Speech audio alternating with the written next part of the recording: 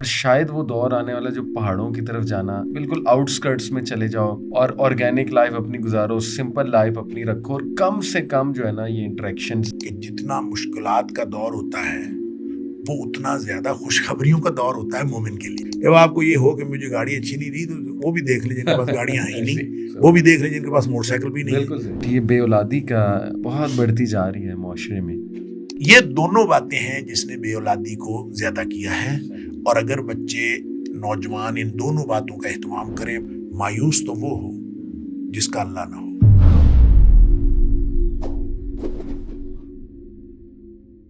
بسم اللہ الرحمن الرحیم، الحمدللہ والصلاۃ والسلام علی رسول اللہ. السلام علیکم ورحمۃ اللہ وبرکاتہ ایوری ون. امید ہے آپ سب خیریت سے ہوں گے، اور آج مجھے بہت خوشی ہو رہی ہے بیکاز تھمبنیل میں بھی آپ نے دیکھ لیا ہوگا. I am privilege to have doctor Hammad Lakhvi with us after long time. شیخ بھی مصروف ہوتے ہیں کافی زیادہ، ہم شکر گزار ہیں انہوں نے ٹائم دیا، اور آپ لوگوں کے بہت زیادہ ماشاءاللہ فرمائش بھی آ رہی تھی.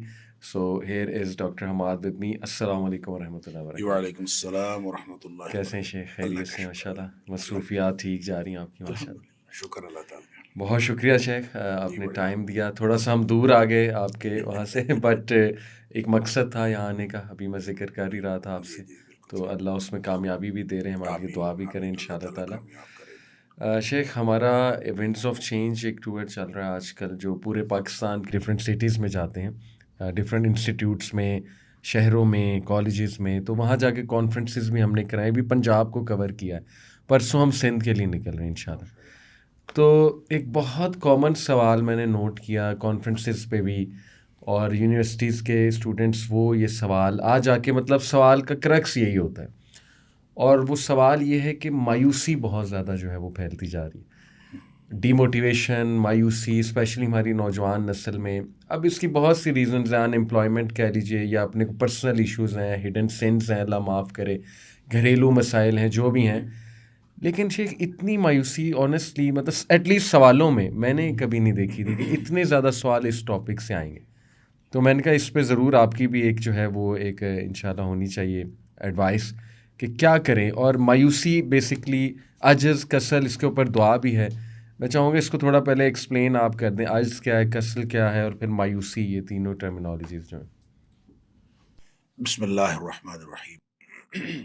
دیکھیں، جب ہم مایوسی کی بات کرتے ہیں یا نا امیدی کی بات کرتے ہیں تو یہ وہ کیفیت ہے جس میں انسان اپنے آپ کو بالکل عاجز محسوس کرتا ہے، اور وہ سمجھتا ہے کہ اس کے پاس جتنے اسباب و وسائل تھے جی، اس میں سے کوئی بھی کام نہیں دے رہا.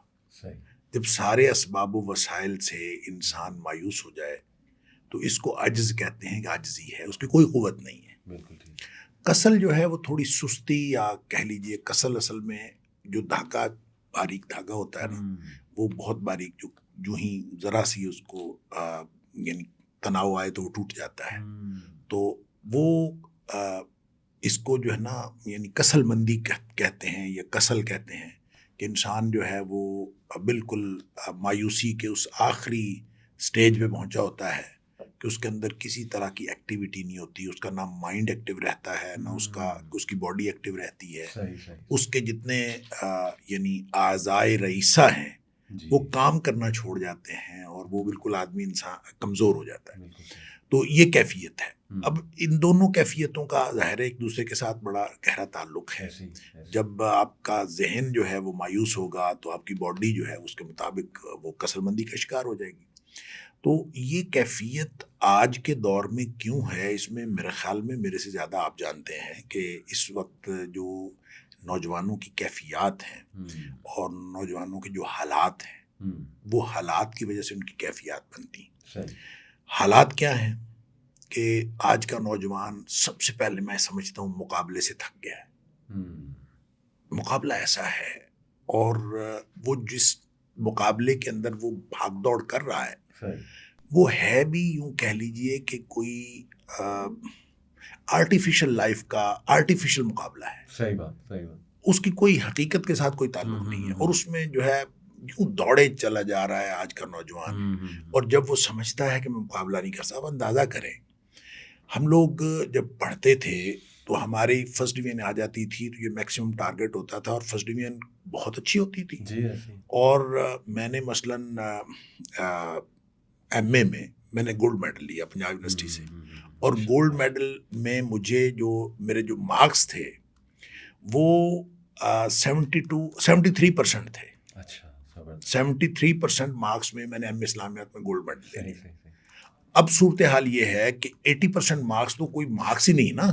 اب یعنی صورتحال ایسی ہے کہ 80% نمبر آ جاتے ہیں تو وہ تو کچھ بھی نہیں کہلاتے, پھر 90% ہیں, پھر 95% ہیں, اور بچے جو ہیں وہ 97% نمبر لے کے بھی مایوس گھر لوٹتے ہیں کہ دوسرے کے 98% آ گئے, اور جس نے 98 لیے ہیں وہ مایوس گھر لوٹتا ہے کہ دوسرے کے 99% آ گئے. تو یوں یہ جو مقابلہ ہے نا اس کے اندر اب یعنی کہہ لیجیے آرٹیفیشل لائف کا ایک آرٹیفیشل مقابلہ ہے.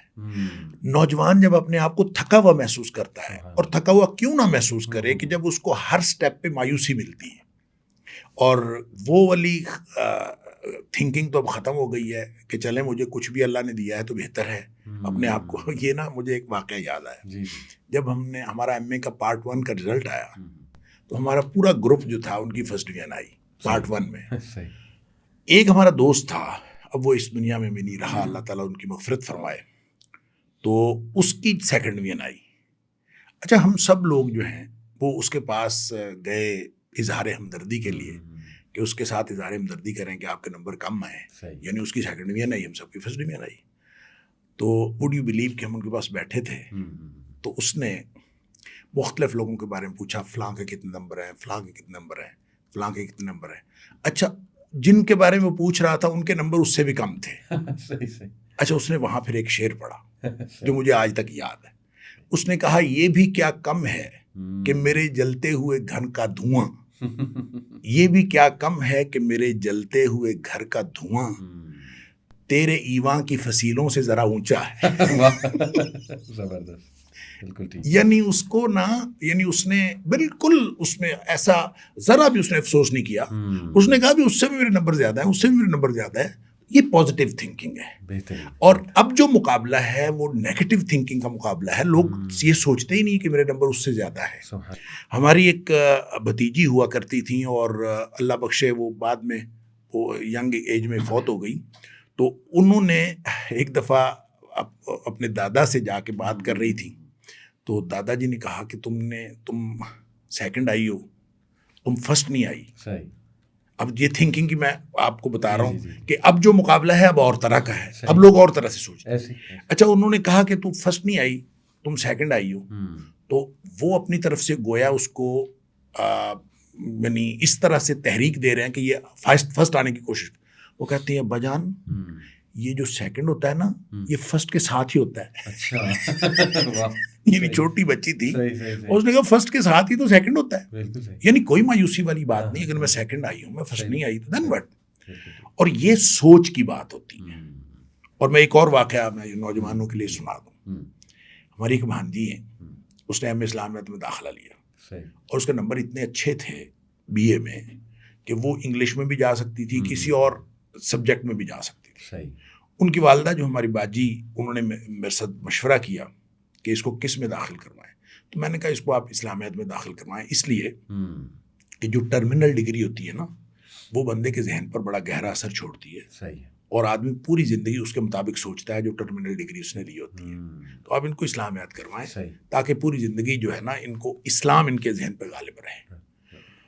تو بہرحال وہ چونکہ فرسٹ آ رہی تھی, میٹرک میں فرسٹ ٹاپ کیا, ایف اے میں ٹاپ کیا, بی اے میں ٹاپ کیا کالج اپنا, تو میرا خیال تھا یہاں بھی ٹاپ کرے گی.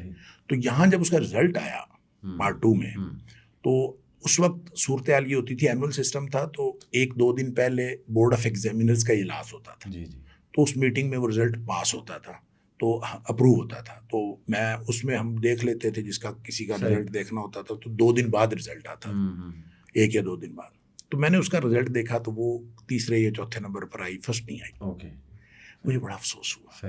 میں نے کہا اس کو فرسٹ آنا چاہیے تھا, میں نے امید لگائی ہوئی تھی کہ اس کو فرسٹ آنا چاہیے, اور وہ فرسٹ نہیں آئی. اور میں نے اس کو فون کیا, اس کو ایک تو رزلٹ بتایا, اور دوسرا میں نے اس کو کہا کہ تم فرسٹ نہیں آئی, اور افسوس کا میں نے اظہار کیا. اس نے مجھے آگے پتہ کیا کہا؟ اس نے کہا مام جی آپ تو ایسے کیا کر رہے ہیں جیسے یہ آخرت کا امتحان ہو. اللہ، واہ اس نے مجھے یہ کہہ کے شرمندہ کیا. واہ واہ. اس نے کہا آپ تو اتنا افسوس کر رہے ہیں جیسے آخرت کا امتحان ہو. اس کی کیا بات ہے، کوئی حرج نہیں ہے، بس فرض نہیں آئی تو پھر کیا ہے. اصل میں اس سوچ کی ضرورت ہے. بالکل ٹھیک. یہ سوچ ہمارے آج کے نوجوان میں ختم ہوتی جا رہی ہے. اور وہ جو میں نے پہلے عرض کیا کہ ایک آرٹیفیشل لائف کا ایک آرٹیفیشل مقابلہ ہے، اور اس میں بھاگ دوڑ چل رہی ہے، اور اس میں جو ہے وہ بالکل اس کو پتہ نہیں چلتا کہ میں نے کیا کرنا ہے کیا نہیں کرنا. اچھا پھر اس سے اوپر سوشل میڈیا کا پریشر ہے. جی ہاں، اور سوشل میڈیا کا اس قدر پریشر ہے صحیح بات کہ ہر شخص نے اپنی کامیابی جو ہے اس کو شیئر کرنا ہے لوگوں کے ساتھ، بالکل ٹھیک. اور بڑھا چڑھا کے شیئر کرنا ہے، مبالغے کے ساتھ شیئر کرنا ہے. اور جب انسان اس کے اوپر دیکھتا ہے سوشل میڈیا کے اوپر کہ فلاں یہاں نکل گیا، فلاں یہاں نکل گیا، فلاں امریکہ پہنچ گیا، فلاں اتنے نمبر لے لیے، فلاں کاروبار میں اتنا آگے بڑھ گیا، فلاں کی اتنی عمر تھی، تو نوجوان اور مایوسی کا شکار ہوتا چلا جاتا ہے. پازیٹیو بات تو ہے کوئی نہیں، عقیدے کا معاملہ مضبوط نہیں ہے، عقیدہ مضبوط نہیں ہے، مسلمان ہونے کے اعتبار سے جو سوچ ہونی چاہیے تھی وہ سوچ نہیں ہے. گھریلو جو پرورش ہے اس کے اندر وہ ایلیمنٹ بہت کم ہے یا ہے ہی نہیں، اس کا فقدان ہے، جس کی وجہ سے اس کا عقیدہ درست ہونا تھا، جس کی وجہ سے اس کو امید رکھنی تھی، وہ ساری ختم ہوتی جا رہی ہے. اس لیے میں یہ سمجھتا ہوں کہ نوجوان جو ہے وہ دن بدن وہ اور پھر بے روزگاری اور جو معاشی پریشانیاں ہیں، پھر معاشرتی تعلقات بھی اس کے ساتھ وابستہ ہیں. یعنی کوئی شخص جو ہے وہ کسی کو منہ لگانے کے لیے تیار نہیں ہے. جب اس کو پتہ چلے کہ یہ معاشی طور پر ابھی کوئی کامیاب آدمی نہیں ہے، تو لوگ جو ہے اس سے تعلق رکھنا بھی پسند نہیں کرتے. یعنی ذرا سا آپ کو بتا دیں کہ میں بے روزگار ہوں یا میں کچھ نہیں کرتا، تو لوگ بظاہر جتنا مرضی آپ کا امپریشن اچھا ہو، آپ کی گفتگو اچھی ہو، آپ کی بیہیویئر اچھا ہو، اس کو وہ کسی کھاتے میں نہیں لگاتے. وہ آپ کی معاشی جو حالت ہے اس سے آپ کے معاشرتی تعلقات کی بنیاد بنتی ہے، اسی سے لوگ اندازہ کرتے ہیں. یہ وہ کیفیات، یہ صورتحال ہے جس سے آج کے نوجوان کی ذہنی کیفیت تیار ہوتی ہے. اور پھر فیوچر کی جو انسرٹینٹی ہے وہ ایک بہت بڑا فیکٹر پلے کر رہی ہے کہ مستقبل کا پتہ ہی نہیں ہے کیا کرنا ہے. اچھا اس سے پہلے ہوتا تھا کہ بچہ پڑھ رہا ہوتا تھا، اس کو یہ پتا تھا میں نے پڑھ کے یہ کرنا. مثال کے طور پر ہم ایم اے کر رہے تھے، تو ایم اے کر کے ہمارے ذہن میں یہ تھا کہ ہم نے لیکچرر لگنا ہے، کسی کالج میں لیکچرر لگ جائیں گے. اور یہ ہم نے اس قدر ٹارگٹ کیا ہوا تھا کہ ہمارے ایم اے کرنے کے بعد کچھ لوگوں نے بی ایڈ میں داخلہ لیا، اور ہمیں بھی کہا گیا کہ آپ بھی بی ایڈ میں داخلہ لے لیں. میں نے کہا یار بی ایڈ میں ہم داخلہ کیوں لیں، ہم نے جانا ہی کالج میں ہے، ہم نے اسکول ٹیچنگ نہیں کرنی. جب ہم نے اسکول ٹیچنگ نہیں کرنی تو ہم کیوں اسکول ٹیچنگ کے لیے ایک کورس کریں. ہم تو کالج میں جائیں گے، اور کالج کے لیے بی ایڈ کی کوئی ضرورت نہیں ہے، لہٰذا ہم نے نہیں کرنا. بالآخر اللہ تعالیٰ نے ہمیں جاب بھی دے دی، کالج میں آ گئے، پھر یونیورسٹی میں آ گئے. تو کہنے کی بات یہ ہے کہ اس وقت تھنکنگ اس طرح کی تھی کہ ہم جو ہے لے لیں گے کچھ، اور اب تو کچھ بھی نہیں ہے. بے یقینی ہے کہ وہ انتہا کی بے یقینی ہے، اور لوگ بیچارے جو نوجوان پریشان ہیں میں نے کرنا کیا ہے. اس کو کچھ نہیں پتا میں پڑھوں گا تو کیا ہوگا، اس کو کچھ نہیں پتا میری ڈگری کے بعد کیا ہوگا. وہ ڈگری لے رہا ہے لیکن اس کو پتہ نہیں ہے میرا کیا ہوگا. اور اسی لیے لوگ سوشل سائنسز سے، پیور سائنسز سے لوگ پیچھے ہٹ گئے ہیں. اب تو ایک ہی رہ گیا ہے آئی ٹی اور یہ جو کمپیوٹر، سافٹ ویئر انجینئرنگ ہے، ہارڈ ویئر ہے، اے آئی ہے، سارے کے سارے جو انفارمیشن ٹیکنالوجی سے متعلق ابھی آئی ٹی یہ چل رہا ہے. اور ساری دنیا پنجاب یونیورسٹی میں دیکھ لیں یا دیگر یونیورسٹی میں دیکھ لیں کہ باقی سارے سبجیکٹس میں ملا کے اتنی اپلیکیشنز نہیں ہیں داخلے کے لیے جتنے صرف آئی ٹی میں ہیں. اور یہ ہر یونیورسٹی کی یہ صورتحال ہے. ابھی پچھلے دنوں میں پڑھ رہا تھا کہ پشاور یونیورسٹی میں شاید 9 ڈپارٹمنٹ جو ہے بند کر دیے گئے. اچھا، ہاں کلوز، ان میں داخلہ نہیں ہوا. تو یہ آہستہ آہستہ ہر جگہ پہ ہو رہا ہے. مختلف یونیورسٹیاں جو ہیں اب وہ کیا کریں، ادھر داخلہ لوگوں کی توجہ کوئی نہیں. یہ ان ساری چیزوں کا تعلق جو ہے وہ نوجوان کی امید اور نا امیدی سے ہے. اور نوجوان نا امید ہو کے مستقبل کی جو بے یقینی ہے وہ بے یقینی اس کو نا امید کر رہی ہے. اب پہلے لوگ کہتے تھے باہر چلے جائیں گے، پاسپورٹ بنائیں گے باہر چلے. اب باہر بھی بے روزگاری ہے، باہر بھی حالات خراب ہیں، ٹف کمپٹیشن ہو گیا. اور وہاں پہ جب یہ دیکھتے ہیں اور وہاں جو گئے ہوئے ہیں وہ ان کو بتاتے ہیں کہ حالات وہاں بھی خراب ہے. تو اب صحیح بات یہ ہے کہ نہ کیریئر کاؤنسلنگ کا معاملہ ہے، جو ہونی چاہیے وہ نہیں ہے. اور نوجوان کے سامنے مستقبل جو ہے وہ ایک بالکل انسرٹن ہے. یہ اس کو اور زیادہ نا امید کرتا ہے. مجھے لگتا ہے کہ موٹی موٹی یہ چند باتیں ہیں اور ان باتوں کو اوور کم کیا جا سکتا تھا اور اوور کم کیا جا سکتا ہے. وہ اس کو پازیٹیو تھنکنگ دے کے, آپ تو سائیکالوجی کے آدمی ہیں اور پازیٹیو سائیکالوجی کو تو آپ بہت زیادہ سمجھتے ہیں, تو پازیٹیو سائیکالوجی یعنی کس طرح سے نیگیٹیوٹی ختم کرنی ہے اور کس طرح سے ان کی نیگیٹیو تھنکنگ کو پازیٹیو بنانا ہے, اس میں سب سے جو مین رول پلے کرتا ہے وہ عقیدہ کرتا ہے. اگر آپ کا عقیدہ درست ہے اور کسی آپ درست عقیدے پہ ہیں تو پھر کبھی بھی آپ ان حالات میں نا امید نہیں ہوتے. بہت اچھا. کیونکہ اللہ نے قرآن میں فرمایا ہے کہ جو مایوس ہوتے ہیں انہو لا ییأس من روح اللہ الا القوم الکافرون, جو کافر ہوتے ہیں نا وہ مایوس ہوتے ہیں. تو اس کا مطلب ہے جو صاحب ایمان لوگ ہیں مایوس نہیں ہوتے. ہم نے اپنے بچوں کا اگر عقیدہ ایسا بنایا ہو تو پھر وہ کبھی مایوس نہ ہو. بالکل, بہت زبردست آپ نے ایک اوور ویو دیا. کچھ اسپیکٹ شیخ مایوسی ڈیموٹیویشن کے میں رکھتا ہوں آپ کے سامنے, جو ایگزیکٹ ہمیں کچھ سوال بھی آئے. ایک تو یہ والا ہے جو آپ نے بہت خوبصورتی سے بیان کیا.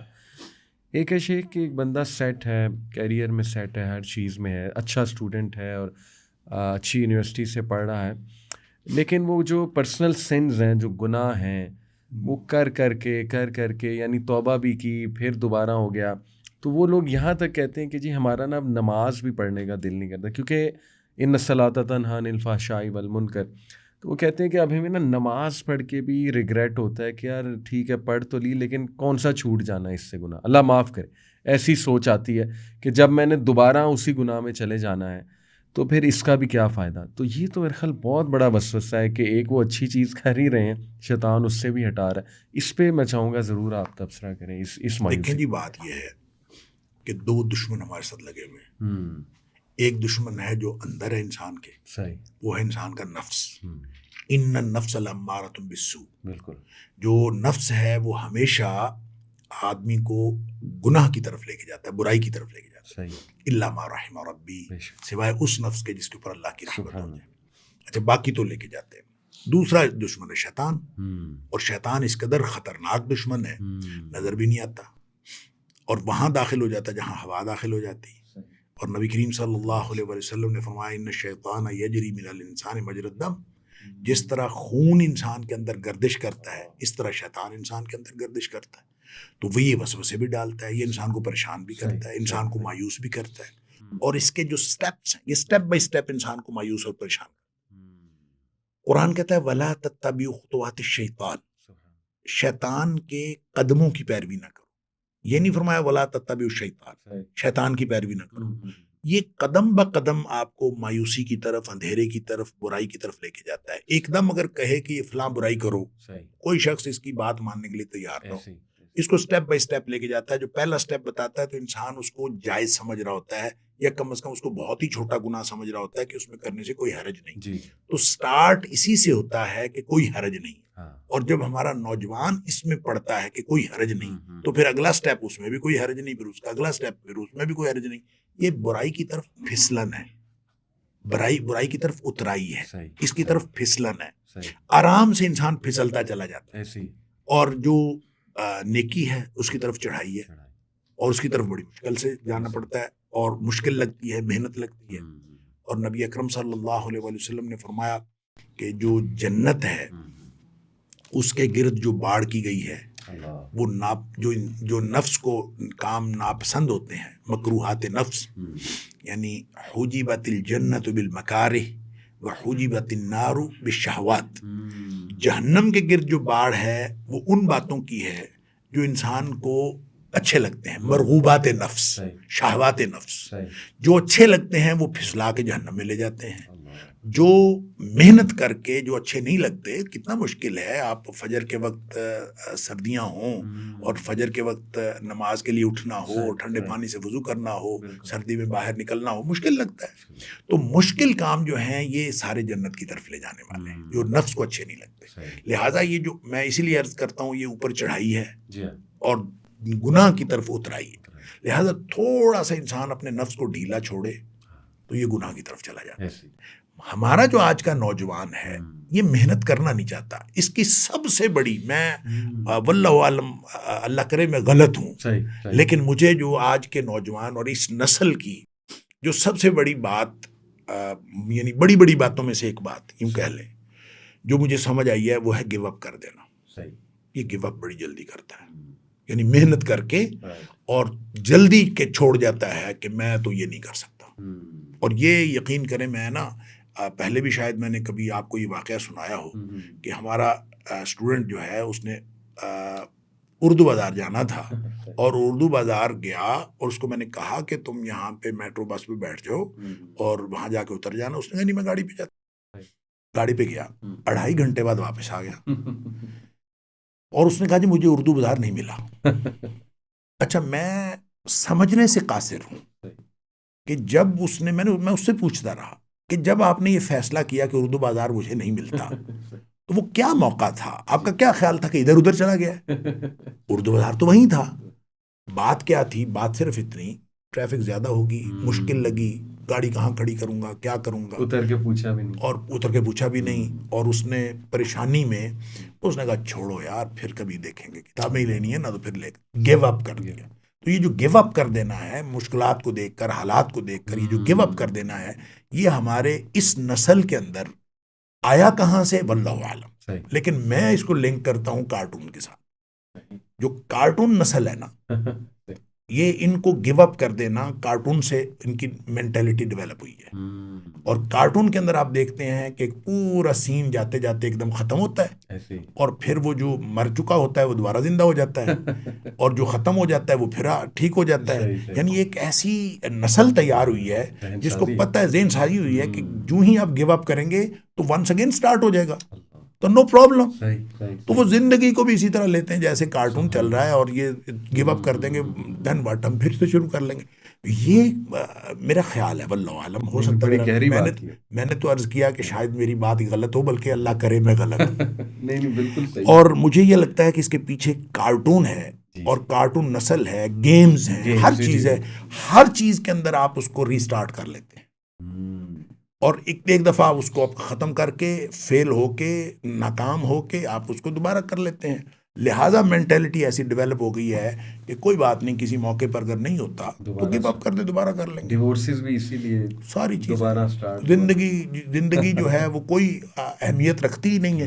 ہر چیز دوبارہ ہو جائے گی, بیوی بھی دوبارہ مل جائے گی, نئی شادی کر لیں گے, کوئی بات نہیں, پھر معاملہ ہو جائے. یہ جو ایک نئی نسل کے اندر یہ چیز ہے, اس نے پھر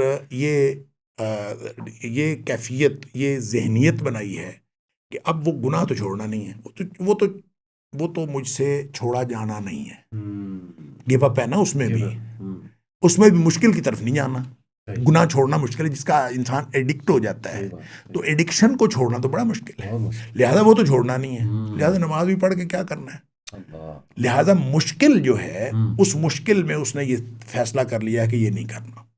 اور اب چاہے کوئی کسی بھی فیلڈ میں کوئی کام کر رہا ہے, واللہ عالم مجھے یوں لگتا ہے کہ یہ ایک اجتماعی سائیکی ڈیولپ ہوئی ہے اور یہ مختلف طرح کے حالات اور مختلف طرح کے جو براٹ اپ ہیں, اور براٹ اپ میں ہم دیکھتے ہیں کہ چاہے کوئی نیک بچہ ہے اور چاہے کوئی برے ماحول میں پیدا ہوا ہے, اور جو جہاں بھی براٹ اپ اس کا ہوا ہے, کارٹون تو ایک ایسی چیز ہے جس کو ہم بے ضرر سمجھتے رہے ہیں اور بے ضرر سمجھ کے مائیں جو ہیں بچوں کو کارٹون لگا کے دے دیتی تھی. اب تھوڑا تھوڑا شعور ڈیولپ ہو رہا ہے کہ اب بہت سارے والدین اپنے بچوں کو سکرین سے دور رکھنے کی کوشش کرتے ہیں, اور میں سمجھتا ہوں یہ بڑی اچھی اویئرنیس ہے. اگر یہ لوگوں میں شعور آ گیا ہے تو بچوں کو جتنا زیادہ سکرین سے دور رکھیں گے, امید ہے انشاءاللہ کہ اس کے پازیٹیو اثرات بچوں کے اوپر ہوں گے, اور جب یہ نوجوان بنیں گے تو ان کے اندر وہ والے پرابلمز نہیں ہوں گے جو ہم اس وقت اپنے نوجوانوں کے اندر دیکھ رہے ہیں. بالکل ٹھیک شیخ, بہت اہم آپ نے بات کی, گناہ چھوڑنا نہیں چاہتے. اصل میں شیخ میں نے بھی کچھ کورسز کرائے اس پہ, ایڈکشنز پہ اور گناہوں کے اوپر,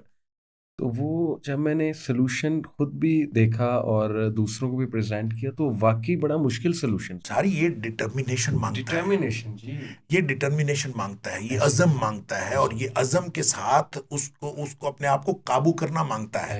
اور وہ جو قابو کرنا ہے, چاہے ایک قدم اٹھانا ہو, اوپر کی طرف اپنے ایک قدم ہی اٹھانا ہو تو بڑا زور لگتا ہے. وہ زور لگانے کے لیے یہ نسل تیار نہیں ہے, یا نسل نہ کہیں یا ہمارا نوجوان کہیں, یہ تیار نہیں ہے وہ زور لگانے کے لیے. لہٰذا یہ کہتا مجھ سے نہیں ہوتا. ہر بچہ کسی نہ کسی فیلڈ میں, صرف برائی کی بات نہیں ہے, کسی نہ کسی فیلڈ میں کسی نہ کسی معاملے میں بچے سے کہیں وہ کہے گا مجھ سے نہیں ہوتا. صحیح. یہ بڑی کامن چیز ہے ہر شخص میں. ایسی- ایسی. اور وہ کسی معاشرتی معاملے میں کہہ دے گا مجھ سے نہیں ہوتا. بچی جو ہے وہ شوہر کے ساتھ لڑ کے بیٹھی ہوئی ہے, اس کو کہیں وہ کہتی میں نے مجھ سے نہیں جایا جاتا, مجھ سے نہیں رہا جاتا. ایسے ہی. واٹ ڈز اٹ مین نہیں رہا جاتا؟ بالکل. یعنی پہلے جو بچیاں جاتی تھیں سسرال تو ان کو کہا جاتا تھا بھی جیسا بھی ہے صحیح. اب یہ تمہارا شوہر ہے جی. تو فرشتہ تو کہیں سے ہونا نہیں. ایسے ہی. لہٰذا پہلے یہ تھنکنگ ہوتی تھی کہ جیسا بھی ہے ہم نے گزارا کرنا ہے. شوہر کے پاس بھی وہ یہ سمجھتا تھا کہ اب یہ بیوی ہے میری, اس میں. اور نبی پاک صلی اللہ علیہ وسلم کا فرمان بھی یہی ہے کہ آپ کو اگر 99 خرابیاں نظر آتی ہیں تو کوئی ایک تو خوبی ہوگی اس میں, تو اس خوبی کو سامنے رکھے. تو اس سے پہلے تھنکنگ, اگر پازیٹیو تھنکنگ ہو تو آدمی یہ سوچتا ہے, وگرنہ پھر اگر 99 خامیوں پر آپ نگاہ رکھیں گے تو نتیجہ وہی نکلے گا کہ میں تو اس کے ساتھ نہیں, مجھ سے نہیں ہوتا. یہ جو مجھ سے نہیں ہوتا, مجھ سے رہا نہیں جاتا, مجھ سے سسرال نہیں رہا جاتا. وہ کہے گا میرا اس کے ساتھ گزارا نہیں ہوتا. بس جب یہ کہیں گے نا مجھ سے نہیں ہوتا تو پھر کچھ نہیں ہوتا. یہ ہے وہ یعنی یوں کہہ لیجئے کہ عزم اور یقین کی کمی, بلکہ عزم اور یقین کا فقدان جو نوجوان کو مایوس اور نا امید کر رہا ہے. وگرنہ جن نوجوانوں کو اللہ تعالیٰ نے یہ عزم اور یقین دیا ہے وہ مایوس نہیں ہے. اور جب ہم بات کرتے ہیں نوجوانوں کی تو یہ اوور آل ایک بات ہے, اور ایکسیپشنز آر آلویز دیئر. بہت سارے نوجوان بہت اچھے, بہت نائس اور بہت محنتی اور اپنے آپ کو بڑا ٹھیک راستے پہ لے جانے والے, لیکن یہ ہم ان کی بات کر رہے ہیں جن کے سوالوں کے بارے میں آپ نے بات کی. اس کا مطلب یہ بہرحال نہیں ہے کہ ہم سارے نوجوانوں کو یا ساری نسل کو اس طرح کہہ رہے ہیں. بالکل ٹھیک. شیخ کچھ لوگ یہاں تک بھی بات کرنے لگے ہیں, اب میں کچھ لوگ کو یہ کہتے سنا ہے کہ یہ دور جو ماڈرن لائف ہے یہ ایک ہم دجالی سیویلائزیشن اور دجالی تہذیب کا حصہ ہیں, تو کہتے ہیں کہ اس میں جو ہے نا وہ بچنا اب ممکن رہا ہی نہیں ہے. اور شاید وہ دور آنے والا جو پہاڑوں کی طرف جانا, اور پہاڑوں سے مراد یہ لیتے ہیں کہ بالکل آؤٹ اسکرٹس میں چلے جاؤ اور آرگینک لائف اپنی گزارو, سمپل لائف اپنی رکھو, اور کم سے کم جو ہے نا یہ انٹریکشنز. جیسے میں آپ کو مثال دیتا ہوں, کل میں فیملی کے ساتھ DH آیا, یہ قریب ہی ہے, وہاں سے ایک ریسٹورنٹ میں ہم چلے گئے. میں ویسے اوائڈ کرتا ہوں لیکن بس فیملی کے ساتھ میں چلا گیا, 5-6 ہم لوگ تھے. شیخ وہاں ہر دوسری گاڑی لینڈ کروزر گزر رہی ہے, اور وہ آڈی, اور پھر وہ فارچونر. تو یقین کریں کہ میں افیکٹ ہوا. میں رات کو آیا, میں نے میزان بینک کی ویب سائٹ کھولی ہے, میں نے دیکھا آج کل لیز پہ کون سی گاڑی اچھی مل سکتی ہے اسلامک لیز پہ. یقین کریں میں رات یہ ریسرچ کرتا رہا, اس کے بعد یہ ہے ماحول کا فرق. مجھے ایک دم احساس ہوا میں کیا کر رہا ہوں. اللہ نے 2 گاڑیاں دی ہیں, اچھی چل رہی ہیں الحمدللہ, ٹھیک ہیں. آپ کو معلوم ہے کہ نبی اکرم صلی اللہ علیہ وسلم نے اس کا کیا علاج بتایا؟ جی جی. آپ نے فرمایا کہ دنیا کے معاملے میں اپنے سے نیچے والے کو دیکھو, سبحان اللہ, بے شک, پھر شکر گزاری کے جذبات پیدا ہوں گے. اور دین کے معاملے میں ہمیشہ اپنے سے اوپر والے کو دیکھو. اس سے جو ہے آپ میں یہ احساس کمتری پیدا ہوگا کہ یار میں تو دین کے معاملے میں بہت پیچھے ہوں, مجھے اور زیادہ کرنا چاہیے, اور جو قوت عمل کو تحریک ملے گی. لہٰذا اتنا شاندار نفسیاتی فارمولہ ہے کہ آپ کو فوراً دیکھیں. شیخ سعدی کے بارے میں کہا جاتا ہے کہ ان کے پاؤں میں جوتا نہیں تھا, تو دل میں شک, دل میں شکوہ آیا اللہ سے. پاؤں جلے نا جب تپتی ریت پہ, تو دل میں شکوہ آیا کہ یا اللہ جوتا ہی نہیں دیا, تو جوتا ہی تو دے دیتا, میں ننگے پاؤں جا رہا ہوں. تو آگے اللہ تعالیٰ نے ایک آدمی دکھایا جس کے پاؤں ہی نہیں تھے. جب وہ دیکھا تو پھر شکر پیدا ہوا کہ یا اللہ تیرا شکر ہے مجھے پاؤں تو دیے ہیں. تو اصل میں بات صرف اتنی ہے, آپ اپنے سے نیچے والے کو دیکھ لیں, اسی وقت شکر کے جذبات. تو دین کے معاملے میں ہمیشہ اپنے سے اوپر والے کو دیکھو, دنیا کے معاملے میں ہمیشہ اپنے سے نیچے والے. جب آپ کو یہ ہو کہ مجھے گاڑی اچھی نہیں دی, تو وہ بھی دیکھ لیں جن کے پاس گاڑیاں ہیں ہی نہیں, وہ بھی دیکھ لیں جن کے پاس موٹر سائیکل بھی نہیں, تو فوراً آپ کو اچھے جذبات پیدا ہوں گے, اچھے خیالات پیدا ہوں گے, اور شکر کے جذبات پیدا ہوں گے. تو شیخ یہ جو لوگ کہتے ہیں کہ نہیں یہ ماڈرن لائف میں بندہ مایوس ہی رہے گا, تو آؤٹ اسکرٹس پہ چلے جاؤ اپنی سمپل, آپ کو کیا لگتا ہے وہ دور آ گیا ہے؟ دیکھیں بات اصل میں یہ ہے کہ جب دجال نکل آئے گا اور دجال ظاہر ہو جائے گا, اس کے بارے میں تو نبی کریم صلی اللہ علیہ وسلم نے واضح طور پر فرمایا کہ آپ اس سے دور جائیں, اس کی طرف جانے کی بجائے اس سے دور جائیں. لیکن جو اس سے پہلے زندگی ہے اس زندگی میں پہاڑوں کی طرف نکل جانا یا غاروں میں جا کے زندگی گزارنا یا الگ، جی اس ایسے مومن کو پسند نہیں کیا گیا جو معاشرہ چھوڑ کے کہیں اور نکل جاتا ہے. صحیح اصل میں ہم امتحان کے لیے پیدا ہوئے ہیں، اور امتحان کمرہ امتحان میں ہی ہونا ہے. صحیح بات اگر آپ کمرہ امتحان ہی چھوڑ دیں صحیح تو وہ امتحان کیسا؟ right. اس لیے نبی پاک صلی اللہ علیہ وسلم کا فرمان ہے المومن، یعنی دو مومنوں کا تقابل کیا ہے. المومن الذی یخالط الناس، صحیح وہ مومن جو لوگوں کے اندر رہتا ہے، ہم، لوگوں میں رہتا ہے. صحیح وَيَصْبِرُ عَلَىٰ أَذَاهُمْ، بالکل اور ان کی طرف سے جو اس کو مصیبتیں تکلیفیں اس کو تلخی ترشی ملتی ہے اس پر وہ صبر کرتا ہے. سبحان اللہ. خیر من المومن الذی لا یخالط الناس ولا یصبر علی اذاہم، بالکل وہ اس مومن سے کہیں بہتر ہے جو لوگوں کے ساتھ انٹریکٹ کرتا ہی نہیں ہے اللہ اور اس کو اذیتیں ملتی ہی نہیں ہیں اور وہ الگ بیٹھا ہے. تو اصل مومن وہی ہے، اور اصل ہمارا امتحان بھی یہی ہے. ہمیں اللہ نے بھیجا بھی امتحان کے لیے ہے. امتحان مختلف حالات میں مختلف ہوتا چلا جاتا ہے، صحیح اور جہاں امتحان مشکل ہو جائے نا، یہ قانون ہے شریعت کا، جہاں امتحان مشکل ہو جائے وہاں اجر بڑھ جاتا ہے. سبحان اللہ. یعنی جتنا امتحان مشکل ہوتا چلا جائے، یعنی آج کے دور میں آپ اگر کہیں کہ جتنے بھی ماڈرن لائف ہے اس نے امتحان ہمارا مشکل کر دیا ہے، بالکل ٹھیک. تو جب ہم مشکل میں ہیں تو اتنا زیادہ صبر کرنا پڑتا ہے. صحیح بات. تو جب اتنا زیادہ صبر کرنا پڑتا ہے تو اتنا زیادہ اجر ملتا ہے.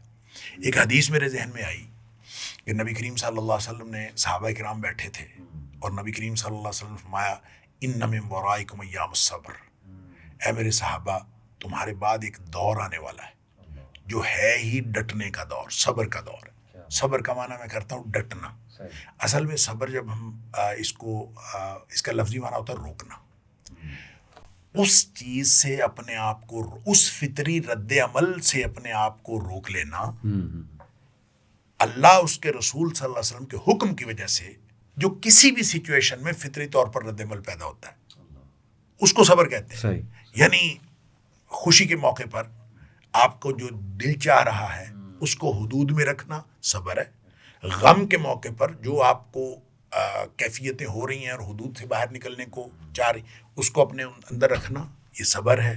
حتیٰ کہ جب آپ کسی سے فوجیں آپس میں ٹکرا رہی ہیں تو بھاگ جانے کو دل کرتا ہے، طاقتور فوج کو دیکھ کر رک جانا، ٹکرا جانا صبر ہے ہر طرح. بالکل ٹھیک. لہٰذا جب مشکلات بڑھ جائیں تو وہ مشکلات بڑھ جانے کا دور اصل میں صبر کے مواقع کا دور ہے. صحیح. اس لیے آپ نے فرمایا ان من ورائکم ایام الصبر، کہ میرے بعد تمہارے بعد ایک دور آنے والا ہے جو صبر کا دور ہے، ڈٹ جانے والا. ساتھ آپ نے فرمایا صبر ہوگا بڑا مشکل. کتنا مشکل؟ آپ فرمایا کقبض علی الجمر، جیسے آگ کا انگارہ ہاتھ میں پکڑنا مشکل ہے. یعنی ہاتھ میں آگ کا انگارہ ہو تو آدمی کو چین آتا ہے بھلا. فرمایا اتنا مشکل ہوگا اس دور میں صبر کرنا. اور صبر سے مراد کیا ہے اسی حدیث کے اگلے الفاظ واضح کرتے ہیں. آپ نے فرمایا للعامل فیہن، اس دور میں جو عمل کرے گا، اس کا مطلب ہے نیکی پر عمل کرنے والا، دین پر عمل کرنے والا یہی صبر کرنے والا ہے. فرمایا اس دور میں جب عمل کرنا اتنا مشکل ہو جائے گا، اس دور میں جو نیکی اور دین پر عمل کرے گا اجر 50، اس کے لیے 50 لوگوں جتنا اجر ہے. صحابی پوچھتا ہے، صحابہ بھی چھوڑتے نہیں تھے، ہر بات پوچھ کے چھوڑتے تھے. صحابی پوچھتا ہے اللہ کے رسول صلی اللہ علیہ وسلم یہ 50 لوگوں جتنا جو اجر ملنا ہے یہ 50 لوگ کون سے ہیں؟ اس دور کے 50 لوگ ہیں یا ہمارے دور کے 50 لوگ ہیں؟ نبی اکرم صلی اللہ علیہ وسلم فرمایا 50 منکم، اے میرے صحابہ تم 50 صحابہ جتنا اجر ملے گا جو اس دور میں دین پر عمل کرے گا. لہٰذا اگر مشکل ہے نا یہ دور تو یہ اجر کا دور ہے، یہ خوشخبریوں کا دور ہے. مومن کے لیے جتنا بھی مشکل دور آتا ہے، اور وہ حدیث تو آپ نے سنی ہوئی ہے، نبی کریم صلی اللہ علیہ وسلم بڑی معروف حدیث ہے. آپ نے فرمایا کہ جو مومن ہے اس کا معاملہ تو خیر ہی خیر ہے. انما امر المومن، مومن کا معاملہ سارے کا سارا خیر ہے. اور وہ جو خیر ہے وہ کیسے؟ پھر ساتھ آپ نے فرمایا وَلَيْسَ ذَاكَ لِأَحَدٍ إِلَّا الْمُؤْمِنِ، یہ معاملہ صرف مومن کے ساتھ ہوتا ہے، کسی اور کے لیے نہیں ہوتا. بالکل ٹھیک. اور عجب لِأَمْرِ الْمُؤْمِنِ، مومن کا معاملہ بڑا عجیب ہے. کیا عجیب معاملہ ہے کہ وہ ہر ایک حالات میں اس کو بھلائی ہی بھلائی ملتی ہے. پھر آپ نے اس کی وضاحت فرمائی کہ اس کو جب خوشی ملتی ہے تو یہ اللہ کا شکر کرتا ہے اور وہ معاملہ بھی اس کے لیے خیر ہو جاتا ہے، اور جب اس کو کوئی مشکل پہ پڑتی ہے، تنگی آتی ہے، تو یہ صبر کرتا ہے، تو وہ معاملہ بھی اس کے لیے خیر آ جاتا ہے۔ لہٰذا مشکل میں بھی خیر اور بھلائی میں بھی خیر، یعنی خوشی میں بھی خیر، تو خوشحالی اور تنگی دونوں خیر، تو یہ مومن کے لیے معاملہ ہو جاتا ہے۔ تو لہٰذا اگر اللہ تعالیٰ ایمان عطا فرمائے تو پھر تو معاملات بہتر سے بہتر ہوتے چلے جاتے ہیں۔ تو آپ نے جو فرمایا کہ کیا ہمیں الگ ہو جانا چاہیے، تو اس ماحول سے اگر ہم الگ ہوں گے، ہاں جہاں آپ کا خیال ہو برائیاں بڑھ رہی ہیں تو برائیوں سے پیچھے ہٹنا چاہیے، بالکل، اور برائیوں والے ماحول میں آپ جہاں جہاں دیکھیں کہ خرابی ہو رہی ہے، اس خرابی سے پیچھے ہٹنا چاہیے۔ آپ اگر ان کو روک نہیں سکتے تو کم از کم ان کو چھوڑ دیں۔ برائی کی نفرت ہونی چاہیے، اور برائی کی نفرت اگر دل میں رہے گی تو ایمان سلامت رہے گا۔ اگر برائی کی نفرت، آپ اگر برائی کے ساتھ کمفرٹیبل ہو گئے، جی ہاں جی، برائی کے ساتھ کمفرٹیبل ہو گئے تو برائی کی نفرت نکل گئی، اور برائی کی نفرت نکل گئی، سمجھ لیے ایمان نکل گیا۔ لہذا ایمان کی سلامتی کا آخری درجہ یہ ہے کہ آپ برائی کی نفرت دل میں رکھیں۔ لہٰذا اگر کوئی ایسی بات ہو تو برائی کو چھوڑ دینا ضروری ہے، جیسے نبی پاک صلی اللہ علیہ وسلم نے فرمایا کہ ہر شخص یعنی اپنے آپ کو یہ نہ کہے کوئی بات نہیں میں کر لوں گا، میں اس میں رہتا ہوں، نہیں، جہاں برائی ہو رہی ہے اس محفل کو چھوڑ دیں۔ جیسے نبی پاک صلی اللہ علیہ وسلم نے فرمایا کہ اس دسترخوان کو چھوڑ دیں جس دسترخوان کے اوپر شراب چنی ہوئی ہو۔ آپ کہیں کہ میں کون سا شراب پیتا ہوں، مجھے کیا شراب کوئی مجھے میرے منہ میں آ رہی ہے، تو نبی پاک صلی اللہ علیہ وسلم نے فرمایا اس دسترخوان پہ ہی نہ بیٹھیں جس پر شراب چنی ہوئی، آپ افیکٹ ہو سکتا ہے، ہاں ایفیکٹ ہو سکتا ہے، یا کم از کم آپ، اس کا مطلب یہ ہے کہ آپ کمفرٹیبل ہو گئے، کہ وہ آپ کے ٹیبل پہ رکھی ہے تو آپ کمفرٹیبل ہو گئے۔ تو برائی کے ساتھ کمفرٹیبل ہونا یہ اصل میں ایمان کے ضائع ہونے کا خدشہ ہے، اس لیے کہ برائی کے ساتھ کبھی کمفرٹیبل۔ بہت بہت موٹیویشنل، بہت ماشاءاللہ آپ نے ہوپ فل بات کی کہ مومن جو ہے وہ تو برداشت کرتا ہے، اور اجر پھر دیکھیں سبحان اللہ 50 صحابہ جتنا کیا اجر، بات، یعنی صحابہ کو اس دور میں اجر ملا تو ایک بندے کا ملا، تو ہمیں آج کے دور میں اجر ملے گا تو انشاءاللہ 50 صحابہ جتنا اجر ملے گا۔ اب یہ تو آج کے دور کا مسئلہ ہے نا، جتنی مشکلات، میں تو اس لیے کہتا ہوں کہ جتنا مشکلات کا دور ہوتا ہے وہ اتنا زیادہ خوشخبریوں کا دور ہوتا ہے مومن کے لیے۔ اللہ کیا سوچ، تو اس میں کیا بات ہے؟ بہت خوبصورت، بہت شیخ۔ ایک اور ایسپیکٹ یہ بے اولادی کا بہت بڑھتی جا رہی ہے معاشرے میں، اور یہ چیز بہت نا اب لوگوں کو ڈی موٹیویٹ مائز، کیونکہ کافی ہمارے پاس کیسز آتے ہیں کہ دیکھیں اولاد کے لیے تو سب کچھ کرنا تھا، اولاد ہی اب نہیں ہے، اور 10 12 سال لوگوں کو گزر چکے ہیں لیکن کوئی مطلب اب معاملہ نہیں ہو رہا۔ تو یہ اس کو کیسے وہ دعا بھی کرنا چھوڑ گئے ہیں لوگ، کہتے ہیں کہ بس ٹھیک ہے اب ہم نے قبول ہی کر لیا ہے، اور ایک ڈی موٹیویٹڈ لائف گزار رہے ہیں، پرپز لیس، کہ بس اولاد ہی نہیں ہے تو بس اب کیا جینا، بس ٹھیک ہے اب زندگی گزر جائے۔ تو یہ والی ڈی موٹیویشن اور مایوسی جو ہے، دیکھیں اولاد تو اللہ کے ہاتھ میں ہے۔ اللہ تعالیٰ نے سورہ شورى میں فرما دیا کہ اللہ کے ہاتھ میں ہے، وہ جہاں چاہتا ہے بیٹے دیتا ہے، جہاں چاہتا ہے بیٹیاں دیتا ہے، جہاں چاہتا ہے بیٹے بیٹیاں مکس دیتا ہے، اور جس کو چاہتا ہے وہ بانجھ بنا دیتا ہے، اور یہ اللہ کے ہاتھ میں ہے۔ لہٰذا ہمیں خوش رہنا چاہیے، اس نے جو بھی ہمارے لیے پسند کیا ہمیں اس بات پر خوش رہنا چاہیے۔ ہمارے لیے اگر اس نے صرف بیٹے پسند کیے ہیں، بیٹی نہیں پسند کی، اب دیکھیں میرا ایک نقطہ نظر، میرے چونکہ صرف بیٹے ہیں، بیٹی کوئی نہیں، اچھا میں یہ کہا کرتا ہوں، اب ہو سکتا ہے میری بات بالکل غلط ہو، میری رائے ہے، میں کہتا ہوں جس کو اللہ معتبر سمجھتا ہے نا اس کو اللہ بیٹی عطا کرتا ہے، اور جس کو اللہ تعالیٰ معتبر نہیں سمجھتا اس کو اللہ تعالیٰ بیٹی نہیں دیتا۔ ہو سکتا ہے واللہ عالم، ہو سکتا ہے میری بات درست ہو سکتا ہے غلط، لیکن یہ میری رائے ہے۔ اب اللہ تعالیٰ کس کو بیٹے دینے ہیں، کس کو بیٹی دینی ہے، کون میرا ایک دوست تھا اس کی 3 بیٹیاں تھیں، اور وہ ہمیشہ یہ کہتا تھا کہ میرے اللہ نے مجھے بیٹیوں کی پرورش کے لیے بہتر سمجھا، تو مجھے اللہ نے بیٹیاں دے دی، اور میرے ذمے لگایا اللہ نے کہ میں نے بیٹیوں کی پرورش کرنی ہے۔ اور اس پر پھر جو اجر نبی کریم صلی اللہ علیہ وسلم نے بتایا کہ جو 3 بیٹیوں کی پرورش کرے گا وہ جنت میں جائے گا، جو 2 بیٹیوں کی پرورش کرے گا جنت میں جائے گا، تو صحابی کہتا ہے کہ لوگوں نے آگے ایک بیٹی کے بارے میں پوچھا نہیں، وگرنہ نبی کریم صلی اللہ علیہ وسلم ایک بیٹی پر بھی یہی اجر بتاتے کہ وہ جنت میں جائے، کہ اگر اس کو نیک صالح تربیت کرتا ہے اور اس کی شادی کر دیتا ہے اور اس کو تربیت کر کے اور سارا کچھ اس کو مکمل کرتا ہے تو انشاءاللہ ایک بیٹی کی پرورش پر اس کو جنت ملے گی.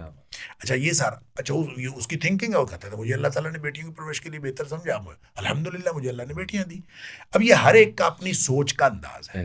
اب اگر سوچنا شروع کر دے کہ مجھے اگر اللہ نے بیٹا بیٹی کچھ بھی نہیں دیا تو آپ یہ سمجھیں کہ اللہ نے مجھے جس قابل سمجھا اللہ نے مجھے نہیں بیٹا بیٹی دی, کوئی بات نہیں. ایک بات. دوسری بات کہ اللہ سے مانگنا منع نہیں ہے, اللہ سے دعا کی جا سکتی ہے.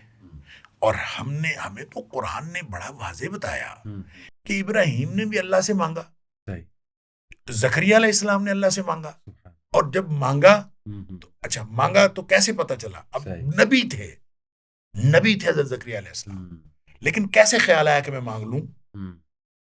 حضرت مریم کے پاس بے موسم پھل دیکھ کر, یعنی خالو تھے حضرت مریم کے حضرت زکریا علیہ السلام, تو وہ حجرہ تھا, اس کا ایک ہی دروازہ تھا, اس کی چابی ان کے پاس ہوتی تھی اور کوئی دروازہ نہیں تھا, اور آ کے دیکھتے تو بے موسم پھل ان کے پاس ہوتے. انا لکی ہادا, مریم یہ کہاں سے آتا ہے؟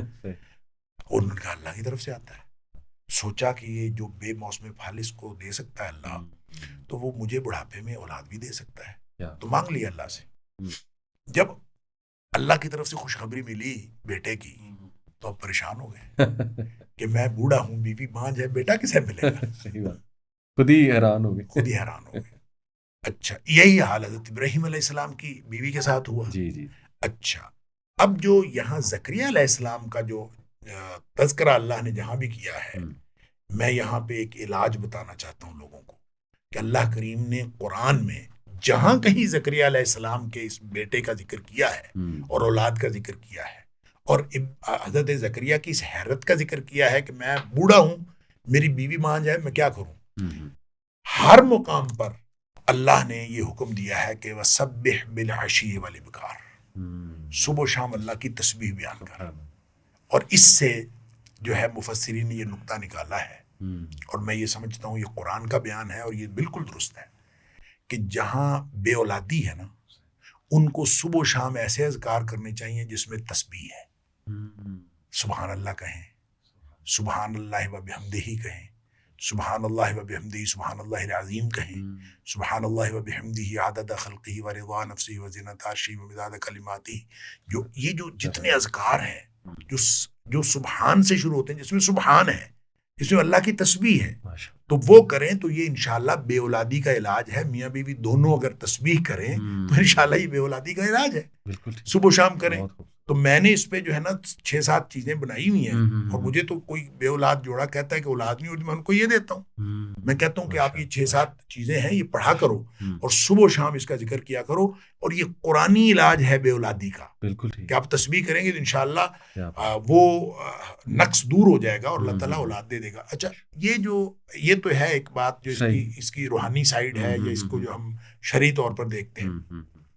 لیکن جو دوسرا اس کا حصہ ہے نا, جو اس کو ہم فزیکلی دیکھیں تو ہمارے جو حالات ہیں نا, آج کل ساری نسل وہ فاسٹ فوڈ پہ اور جنک فوڈ پہ چل رہی ہے, اور جنک فوڈ جو ہے اصل میں ہماری صلاحیتوں کو ختم کر رہی ہے. بالکل, چاہے وہ لڑکے ہوں چاہے لڑکیاں ہوں. اور اس نے جنک فوڈ نے ہمارے بچے بچیوں کو ان کے اندر یہ صلاحیت ختم کر دی ہے, یا قریب الاختتام ہے. بالکل, اس لیے جو ہے بے اولادی بڑھتی جا رہی ہے. اور اگر بچے جو ہیں دیکھیں صرف اور جو خوراک بہتر کرنا, اور خوراک بالکل سادہ اور غذائیت والی خوراک لینا. گھر کے اندر روٹی سالن پکتا تھا ہمارے بچپنے میں, تو وہی سب لوگ کھاتے تھے. اور جس کو سالن اچھا نہیں لگتا تھا تو وہ لسی میں مرچیں ڈال کے کھا لیتا تھا. مطلب اس علاوہ یہ آپشن کوئی نہیں. اور میکسیمم جو عیاشی ہوتی تھی وہ یہ ہوتی تھی کہ عصر کے وقت جو ہے وہ دانے بنوا لیے جاتے تھے کڑھائی سے, اور وہ کبھی مکئی کے دانے, کبھی چنے کے دانے, کبھی چاول اس کے ساتھ شامل کر دیے, اور یہ دانے بنوا کے ہر چیز میں غذائیت, ہر چیز غذائیت والی. تو آپ اگر روٹی کھائیں گے, جو بھی چیز گھر میں پکی ہے وہ کھائیں, خالص غذا کھائیں. اور اگر بچے اپنی غذا کا اہتمام کریں, اور خاص طور پہ جو نوجوان ابھی جوانی کی کے جو دہلیز پر ہیں, تھریش ہولڈ پر ہیں, ان کو چاہیے کہ وہ اپنی غذا بہتر کریں. اور بچپنے سے بھی ماں باپ کو چاہیے کہ ان کو جو ہے نا یہ جنک فوڈ سے منع کرنا چاہیے، تو بہت کم کریں اس کو، اور غذائیت پہ جو لوگ اپنا اہتمام کریں گے تو میرا خیال ہے انشاءاللہ ایک دوسرا فزیکل ایکٹیویٹی ختم ہوتی جا رہی ہے، اور ہر چیز جو ہے، گاڑیاں آ گئی ہیں، گھر کے اندر گراج سے گاڑی میں بیٹھتے ہیں اور گاڑی اسکول چھوڑ آتی ہے، گاڑی کالج چھوڑ آتی ہے، گاڑی پہ جاتے ہیں، یا پھر بچے جوان ہوتے ہیں موٹر سائیکل زیادہ، اور اس کے یعنی فزیکل ایکٹیویٹی ختم ہوتی جا رہی ہے۔ یہ دونوں باتیں ہیں جس نے بے اولادی کو زیادہ کیا ہے، اور اگر بچے نوجوان ان دونوں باتوں کا اہتمام کریں، اپنی غذا اچھی کریں اور اپنی جو فزیکل ایکٹیویٹی بہتر کریں، تو حالات بہتر ہو سکتے ہیں۔ میں عرض کروں 2-3 کیسز تو ہماری فیملی میں میرے سامنے ہوئے ہیں، اچھا، کہ آپ جا کے مشورہ کرتے ہیں لیڈی ڈاکٹر کے ساتھ کہ یہ مسئلہ ہے، تو وہ صرف ایکسرسائز بتاتی ہیں، ایسی کچھ بھی ویٹ نہیں، لوز اور ایکسرسائز، وہ کہتے ہیں تھوڑا سا ویٹ لوز کریں، تھوڑی سی ایکسرسائز کریں، آپ کو کچھ نہیں ہے تو آپ کنسیو کر لیں گی، کوئی مسئلہ نہیں ہے۔ تو ایسا ہو جاتا ہے، لہٰذا اس کا مطلب یہ ہوا کہ اپنی فزیکل فٹنس کا خیال رکھیں، لڑکا بھی لڑکی بھی، اور ساتھ اپنی غذا کا خیال رکھیں، اور دوسرا اللہ پر اعتماد رکھیں، اللہ سے مانگتے رہیں، اور تسبیح جس میں اللہ تعالیٰ کی پاکیزگی کا بیان ہے اس کو کریں، تو انشاءاللہ یہ بے اولادی ختم ہو سکتی ہے، اور اللہ تعالیٰ اولاد عطا فرما دے گا۔ شیخ ماشاءاللہ آپ نے بالکل جو ایک سائنٹیفک طریقہ ہے، میں یہ پازیٹیو سائیکالوجی میں ہوپ پورا ایک ٹاپک ہے، اس کی نا سائنٹیفک ڈیفینیشن ہے کہ ہوپ جو ہے نا یہ ایک ایسے مائنڈ سیٹ کو کہتے ہیں جس میں ایجنسی تھنکنگ اور پاتھ وے تھنکنگ ہوتی ہے۔ ایجنسی تھنکنگ جو سائیکالوجسٹ کے پاس کبھی کوئی جائے نا، وہ اس طرح بنواتا ہے کہ چلو جی کاپی پینسل پکڑو اور ساری وہ جو ہے نا ایکٹیویٹی لکھو، پاتھ ویز لکھو، وہ ایجنسیز لکھو جن پہ تم عمل کر سکتے، اور وہ ایجنسیاں لکھ کے اب اس کے پاتھ وے بناؤ، solution A, solution B, solution C. تو سبحان اللہ، دیکھیں آپ نے بڑی خوبصورتی سے بالکل سائنٹیفک میتھڈ ہے، اور یہ ہوپ لیسنس کو ختم کرتا ہے۔ جب بندہ شیخ خود لکھتا ہے، پھر اس پہ عمل شروع کرتا ہے، پھر اس کا کچھ رزلٹ دیکھتا ہے، تو فطری ہے کہ آٹومیٹکلی اس کا کانفیڈنس بڑھے گا، اس کو ہوگا کہ یار میں کر سکتا ہوں۔ تو بہت زبردست ایوالویشن۔ دیکھیں جی، ہمیں تو وہ جو سائیکالوجسٹ لکھواتے ہیں، ہاں جی، تو لکھوا کے پاتھ وے بناتے ہیں، جی یوں کریں، یوں کرنا چاہیے، ہمیں تو یہ سارا کچھ اسلام نے بنا کے دے دیا۔ سبحان، کیا بات، ہمارا کام ہوا ہوا ہے، ہمارا جو بیسک ورک ہے سر، ہم نے اس پر عمل کر سارا کچھ ہوا ہے، کدھر جانا ہے، کیا کرنا ہے، صبح اٹھنا ہے، کیا کرنا ہے، دعا پڑھنی، اب اندازہ کریں یار، سبحان اللہ، ان کس خوبصورتی کے ساتھ اسلام نے ہمیں فلسفی آف لائف بھی سمجھائی ہے، اور ساتھ ہمیں ہوپ بھی دی ہے۔ اب دیکھیں، رات کو سوتے وقت کہنا ہے کہ اللہم بسمک اموت و احیا، اللہ تیرے نام پر میں مر رہا ہوں اور پھر زندہ ہوں گا، مر رہا ہوں، ختم ہو رہا، بسمک ربی وضعت جنبی، اللہ تیرے نام پر میں نے پہلو رکھا ہے اپنا، اور ان امسکت نفسی، دو باتیں ہو سکتی ہیں، ایک تو یہ بات ہو سکتی ہے میں دوبارہ اٹھوں ہی نہ، یہ ممکن ہے، لہذا اللہ سے کہتا ہے، نبی پاک صلی اللہ علیہ وسلم نے سکھایا، ان امسکت نفسی، اللہ اگر تم میرے جان کو روک ہی لے، یعنی ختم ہو جاؤں میں، فرحمھا، تو پھر اس پر رحم کرنا، وَإِنْ أَرْسَلْتَھَا، اور اگر تیرا فیصلہ یہ ہے کہ تو نے اس کو صبح چھوڑ دینا ہے، فَاحْفَظْھَا بِمَا تَحْفَظُ بِهِ عِبَادَكَ الصَّالِحِينَ، پھر اللہ اس کی ایسے حفاظت کرنا جیسے تو اپنی نیک بندوں کی حفاظت کرتا ہے۔ پھر صبح اٹھتا ہے تو کہتا ہے الحمدللہ الذی احیانا بعد ما اماتنا والیہ النشور، اللہ تیرا شکر ہے تو نے موت کے بعد دوبارہ زندگی دی۔ اب دیکھیں یہ سائیکل ہے زندگی کا، اور اس کے ساتھ ساتھ پازیٹیوٹی پیدا ہو رہی ہے، اس کے ساتھ ساتھ ہوپ پیدا ہو رہی ہے، اب اللہ نے زندگی دی ہے۔ الحمدللہ، ایک دوسری دعا، سبحان اللہ، الحمدللہ الذی عافانی فی جسدی، سب تعریفیں اللہ کے لیے، سارا شکر اس کے لیے جس نے میرے جسم کو تندرستی بخشی، ورد علی روحی، اور میری روح مجھے واپس کر دی، سبحان، میری روح مجھے واپس، وَأَذِنَ لِي بِذِكْرِهِ، اور مجھے اللہ نے اس بات کی اجازت دی کہ میں اللہ کو یاد کر سکوں، یعنی مجھے اجازت دی۔ تو یہ فوراً جو صبح اٹھتا ہے تو یہ امید سے اٹھتا ہے اور اس خیال سے اٹھتا ہے کہ اب پورا دن جو ہے انشاءاللہ بہترین گزرے گا۔ اللہ حاضر القیاس، ہمیں جو سسٹم دیا گیا ہے، سسٹم آف لائف دیا گیا ہے، یہ پورا پاتھ وے موجود ہے، اس پاتھ وے کے اوپر صرف عمل کرنا ہے۔ اگر ہم اس کے اوپر ایکشن کرنا شروع کر دیں، تو کوئی مسئلہ ہی نہیں ہے. مایوس تو وہ ہو جس کا اللہ نہ ہو. جس کا اللہ ہے وہ کیوں مایوس ہوتا ہے؟ اس لیے اللہ نے قرآن میں فرمایا جب موسیٰ حضرت یوسف علیہ السلام کے بھائی جا رہے تھے ان کو حضرت یعقوب علیہ السلام نے کہا تھا کہ تم نے اللہ کو، مایوسی تھی ہر طرف، گھر میں پیسے ختم ہو گئے، غلہ کیسے لیں گے، یوسف علیہ السلام پہلے کے گئے ہوئے ہیں، بنیامین بھی پکڑا گیا، حالات اتنے خراب ہیں، اب جمع پونجی بھی ختم ہو گئی، اب وہ کہتے ہیں کیسے غلہ لائیں گے، کیا کریں گے؟ تو یعقوب علیہ السلام نے فرمایا لا تیأسوا من روح اللہ، تم نے اللہ کی رحمت سے مایوس نہیں ہونا. اس لیے کہ اللہ کی رحمت سے وہ مایوس ہوتے ہیں جو کافر ہوتے ہیں. ہم چونکہ مومن ہیں لہذا اللہ کی رحمت سے مایوس نہیں ہونا. یوسف بھی واپس مل گئے، بنیامین بھی واپس مل گئے، غلہ بھی مل گیا، بادشاہت بھی مل گئی، سارے حالات ہی بہترین ہو گئے. اور یہ اگر انسان یہ سمجھے کہ میرا اللہ ہے. اچھا ایک بات میں یہاں پہ ضرور کرنا چاہتا ہوں، میرا خیال ہے وقت بھی ہمارا آخر پہ پہنچ گیا. دیکھیں یہ جو مایوسی ہے نا اور اللہ پر توکل ہے، جو اللہ نے مومن کو ٹولز دی ہیں نا مایوسی کو ختم کرنے کے لیے، اس میں سب سے بڑا ٹول توکل ہے. صحیح. اللہ پر بھروسہ. اور جو اللہ پر بھروسہ کرتا ہے، اللہ نے سورۃ طلاق میں فرمایا کہ جو اللہ پر بھروسہ کرتا فہو حسبہ، اللہ اس کو کافی ہو جاتا ہے. یعنی ومن یتوکل اللہ فہو حسبہ، جو اللہ پر بھروسہ کرتا ہے اللہ اس کو کافی ہو جاتا ہے. اچھا مسئلہ کیا ہے، ہم اللہ پر بھروسہ نہیں کرتے یا کرتے ہیں تو جزوی کرتے ہیں. ہوتا کیا ہے کہ ہمارے پاس اسباب ہیں، ہم اسباب پر یہ کر لوں گا، میں یہ کر لوں گا، میں یہ کر لوں گا. بعض اوقات پھر بعض اسباب جو ہیں ورک نہیں کرتے، جو ورک نہیں کرتے تو ہم ان سے مایوس ہوتے ہیں. مایوس ہو کے تھوڑی سی توجہ اللہ کی طرف جاتی ہے کہ اللہ یہ کر دے گا، اللہ یہ کر دے گا. اچھا کچھ بھروسہ اسباب پر، کچھ اللہ پر. ایسے جزوی بھروسے والے کو جو اللہ ہے نا وہ کافی نہیں ہوتا. اللہ پسند ہی نہیں کرتا اس کو جو جزوی بھروسہ رکھتا ہے.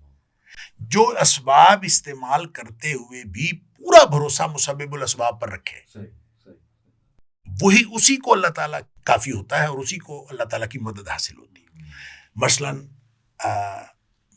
اگر انسان کو اللہ پر بھروسہ کرنا ہے نا، کامل بھروسہ، تو کامل بھروسے کے لیے دنیا کے اسباب سے کامل مایوسی ضروری ہے.